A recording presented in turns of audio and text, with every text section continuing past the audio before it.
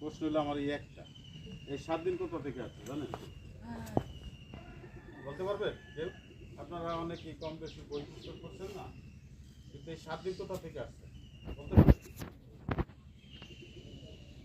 7 দিন।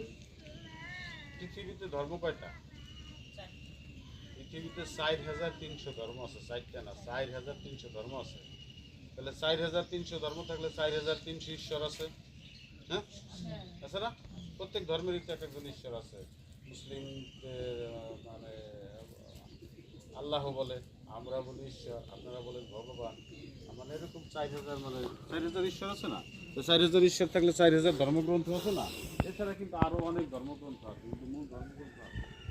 এটা কোথাও কি পাইছে? কোথাও পাই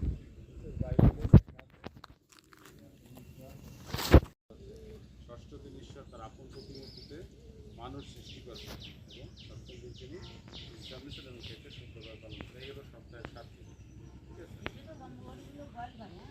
আমি তো যিশুর কথা বলি, আমি মানুষের কথা। তাহলে প্রথম যে মানুষ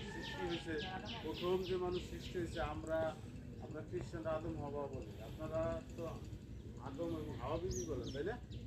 হ্যাঁ, এইখানে সবই লেখা আছে। কোরআনে কতটা আয়াত আছে?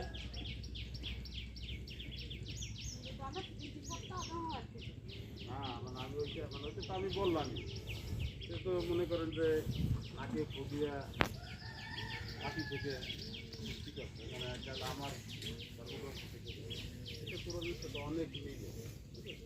6,663 আয়াত আছে, এর ভিতরে মনে করেন যে 4,444টা আয়াত মিলে। আমাদের ওইটার ভিতরে আয়াত, আমরা বলি পথ, আপনারা বলেন আয়াত।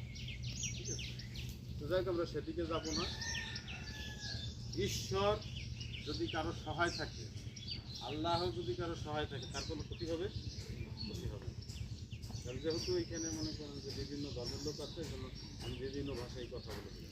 তাহলে বাইবেল হচ্ছে ঈশ্বরের কালাম, নাকি আমি ভুল বললাম? মানে এটা যার যার ভাষায় যে যেভাবে বলে আর কি। তাহলে বাইবেল হচ্ছে ঈশ্বরের বাক্য। যারা ঈশ্বরের সাথে থাকবে তারা ঈশ্বরের আশীর্বাদ লাভ করে। পরিষ্কার কথা। বাইবেলের মূর্তি যীশু খ্রিস্ট, আমরা যীশু খ্রিস্ট বলি, ওরা বলে ঈসা নবী, নাকি দিদি? আমি কি কথা ভুল বললাম? আমরা বলি যীশু খ্রিস্ট, ওরা বলে ঈসা নবী। ঠিক আছে, তো যারা যীশু খ্রিস্টকে ব্যক্তিগত মুক্তিযোদ্ধা হিসেবে গ্রহণ করবে তারা পরিষ্কার পাবে। আর এই উদ্দেশ্যে আমরা সারা বাংলাদেশে মূলত এই বাইবেল বিতরণ করে থাকি। যদি আপনারা স্বেচ্ছায় নেন, আগেই বলি আমরা খ্রিস্টান বানানো মেশিন না যে আমরা আসছি যেমন রাইস মিলে ধান দিলে চাউল হয়ে বেরিয়ে, আমাদের সাথে মিশলে, আমাদের সাথে ঘুরলে, আমাদের সাথে খাওয়া বলে আপনাকে আমরা খ্রিস্টান বানাবো না, আর আমরা খ্রিস্টানকে বলবো না। কিন্তু ঈশ্বরের বাক্য যদি আপনার হৃদয়ে থাকে, ঈশ্বরের আশীর্বাদ আপনার ঘরে থাকে, ঈশ্বরের আশীর্বাদ আপনাদের সঙ্গে সঙ্গে থাকবে। যারা নেবেন আপনারা সামনে আসবেন এবং তারপরে আমরা কি নাকি আসেন সামনে আসেন, সামনে আসেন। হিন্দু এলাকায় এটা হিন্দু এলাকায়, এই এলাকায় হিন্দু আছে, তো এই এলাকায় আসছে মুসলিম এলাকায় আসছে না, মুসলমান বোনেরা আসছে না, আসছে 2-3 ঘর, আসছে 2-3 ঘর।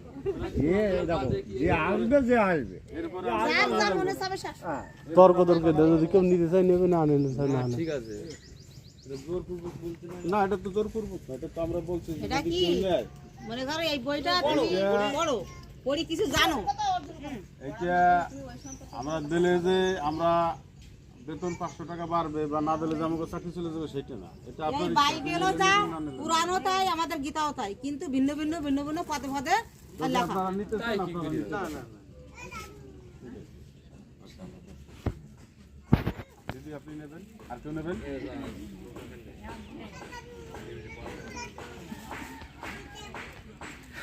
কেউ নিতে চান নিতে পারেন। বই দিচ্ছেন ফ্রি, তাহলে 7 টাকা থাকলে ফ্রি দেয়? আপনি দেন, আমি নেব ফ্রি। ওপরের থেকে দিচ্ছে, তাই আপনার দিচ্ছে, আপনারা পাচ্ছেন কিছু। বই পড়া শেষ, বই পড়া সব বই কি সমান লেখা আছে? গীতায় কি লেখা আছে, কি লেখা আপনারা তো এটা পোর্ট ধর্ম মানে কত? একটা নেও, কেন? আপনি আবার একটা দেন, তাহলে আমি কি বলি? একটা নেও সাগরিক আপনি। আপনি ফি দিয়েছেন কিভাবে এটা? এটা তো ফ্রি না, এটা 1000 টাকা দিয়ে আমাদের কেনা। এটা ফ্রি, আমি বলছি যে এটা ফ্রি, এটা আপনাদের জন্য ফ্রি, কিন্তু আমাদের জন্য কেনা। নিজের ধর্ম বই তো কেউ পড়ে না ঠিক মতো। আপনি গীতা বুঝেন কদিন? আচ্ছা, আমরা যারা বলেন, পাইছি গীতা পড়েছেন? সামনে একটু দাঁড়াই। আমি এলাকার লোক, গীতা পড়েছ তুমি? তুমি গীতা পড়েছ? মন্দির ভিত্তিক গীতা ক্লাস হয় না? গীতা বাইবেল কিসের কি এগুলো? মন্দির ভিত্তিক ক্লাস, এটা তো খ্রিস্টান ধর্ম প্রচলন করা দিচ্ছে এখন। বাইবেলটা একটু খ্রিস্টান ধর্ম, এখন খ্রিস্টান ধর্ম পুরো দেখা যাচ্ছে। খ্রিস্টান ধর্মের বই খ্রিস্টান ধর্ম। বাইবেলটা একটু আমি যান মুসলিম এলাকায় প্রচার করেন দেখি গ্রাম যান।